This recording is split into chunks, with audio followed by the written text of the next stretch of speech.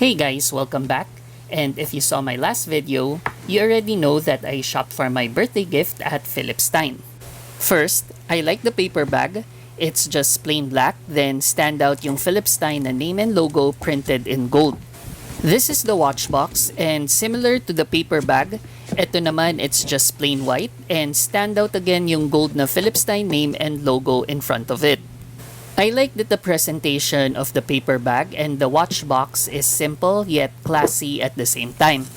Inside the box, you have the manual and the warranty is at the last page. Dito nilagay nung sales associate yung date of purchase, yung store location, as well as the hang tag of the item. This is the actual watch box, and I like this faux leather exterior. It feels nice and smooth. It also has this grainy print to make it look like leather, and you have this white contrast stitching that adds additional design detail to the box. Lastly, you have the Philip Stein name and logo debossed in front. Inside naman, you have this felt lining and you have these to put the additional straps of your watch. So next time, bibili din ako ng extra straps so that meron din akong mailalagay dito. Now, let's look at the actual watch and see the details. By the way, this is the large signature classic model. If you can see, you have touches of rose gold in the markers, the hands, including yung outline ng circle. The crowns are also in rose gold, and if you notice, mother of pearl yung dial or yung watch face niya.